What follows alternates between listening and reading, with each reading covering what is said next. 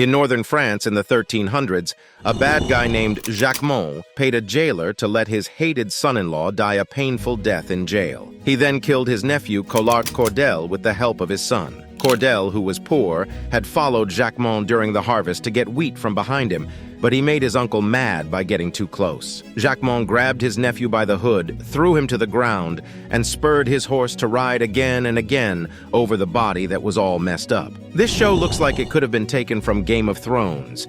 It's easy to see why that time period has become associated with evil. In fact, during a very violent scene in the movie Pulp Fiction, one of the characters says, "I'ma get medieval on your ass." None of us needs to be told what this could mean because we all know what a violent and cruel time the Middle Ages were like. But how true is this image really? Records from the late Middle Ages that have been kept show a lot of shocking and upsetting things, as the Jacquemont episode shows. But what's even more shocking is that people in the Middle Ages were also shocked by the same things. Of course, we only know about this case because it got people in trouble with the law because it wasn't seen as okay or even normal. There were at least 10 times as many murders in England in the Middle Ages as there are now. Measures of violence.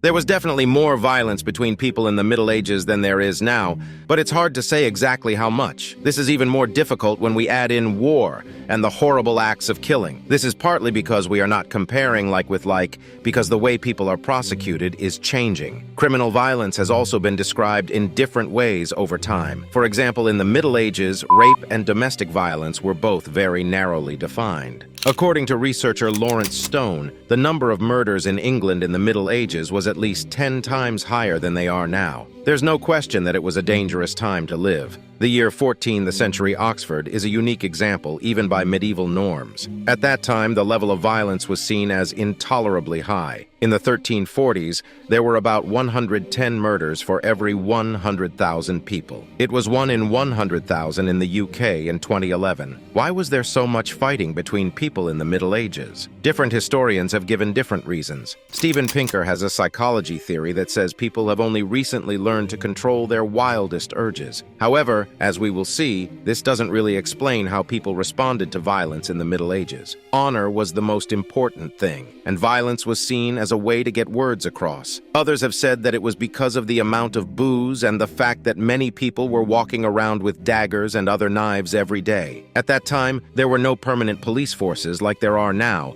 and getting someone caught often relied on the community working together. Also, many people died from wounds that could have been treated properly today, back when medical care was very basic. There are also answers that are more complicated. In these societies, honor was very important, and people knew that violence could be used to send certain messages. Most people would know that you were cheating on your wife if you cut off her nose, for example. Also, these societies were very unequal, and there was a lot of social unrest, especially after the 14th century. Historians and sociologists have found a link between levels of wealth and levels of violence. This link is especially strong for late medieval Europe. Homicides ranged from planned attacks to fights in taverns that turned violent. Most of the time, these were happy events that went horribly wrong. In 1304, for example, Gerlach de Wetzlaria, who was the provost of a church in the Diocese of Salzburg, asked for forgiveness for killing a classmate during a fun sword fight many years before. It looks like committing violent acts was as much about showing off in front of your peers and being a part of a group as it was about hurting someone. This is likely why most of the damage was done by guys in gangs. A group of guys led by Robert Stafford have this sense of brotherhood. Stafford was a priest, and it may have been because of this that he cleverly named himself Frere Tuck, after the character from the Robin Hood stories. Most of what his gang did was theft and damage to property, but there were also more violent undertones. They threatened the gamekeepers with death or mutilation, according to the report.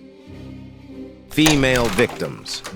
Women are much less likely to commit serious crimes than men. Most of the time, they are the victims. It is hard to figure out how common rape is because the crime has had different meanings over time, and most of them seem way too narrow to us now. Women had to be able to show physically that they didn't agree, even if it meant risking their names or getting in trouble for it. The chances were not on their side. When cases were finally reported, they were usually very violent. A man named Thomas Elam attacked Margaret Perman in 1438. In her home, he broke in and tried to rape her. He feloniously bit Margaret with his teeth so that he ripped off her nose and broke 3 of her ribs there, the police said. The case went to court because she died from her injuries. Elam was fined and told to be hanged. It was thought right and fair that a wife should be punished if she disobeyed her husband. In the late Middle Ages, there were also very different ideas about what domestic violence meant. Most of the violent acts we now consider to be crimes were seen as just good behavior at the time. People thought it was right and proper to punish a wife who didn't follow her husband's orders.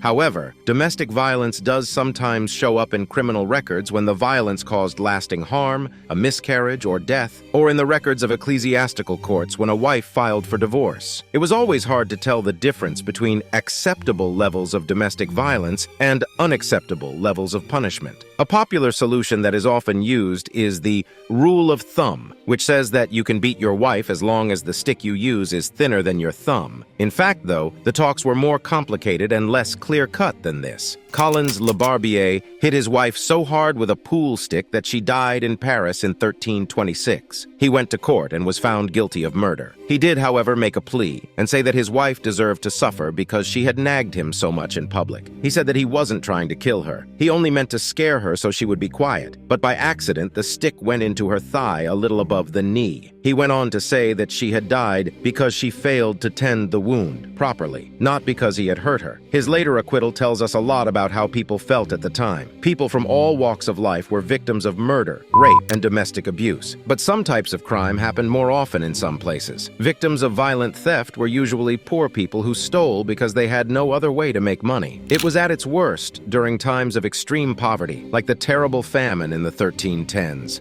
when up to 25% of the people died. In the 14th and 15th centuries, England was also known for having a lot of scary gangs made up of gentry or even noblemen. These broke into the countryside, stole things, and left a trail of blood behind them. For example, the Foleville gang was charged with kidnapping a crown official in 1332. They had already killed a baron of the exchequer. These were young men who thought they were above the law. They were often involved in fights and personal grudges, and honor was very important to them. A question of honor.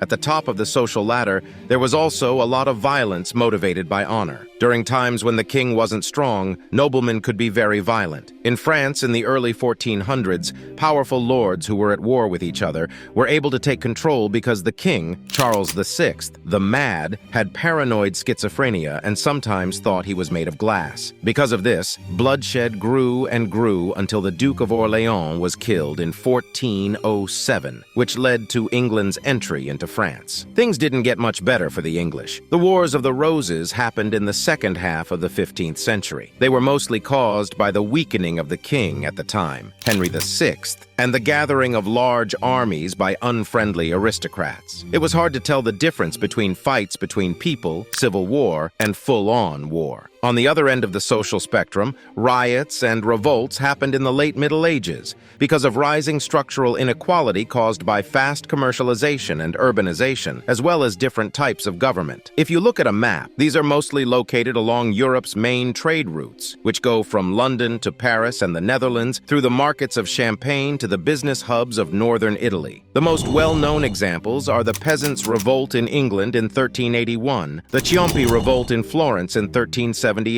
and the Paris Rebellion and Jacquerie Revolt in northern France in 1358. All of these revolts were complicated coalitions of rebels from different social groups who wanted more power, were against corruption, and were upset about being left out of the economy. There were times when religious violence happened at the same time as society revolts. During the Middle Ages, there were famous waves of religious oppression in Europe, and anti-Semitism showed up all too often. The data shows that even though violence was common, people were not just used to it. They cared about it, not the other way around. However, the law, which had its own horrible practices, may have been the most violent part of medieval life. The punishment was meant to be very impressive. People who committed most major crimes were hanged, but criminals were also killed in many other creative ways. People who were caught faking money were often boiled alive in many parts of Europe. This fixation on making a show of violence, to make the accused look even more guilty and to scare and amaze onlookers, led to some almost ridiculous events. In the 1290s, an old man was asked to remember seeing a murderer killed when he was young. A rival jurisdiction took the body down from the gibbet and hung it again,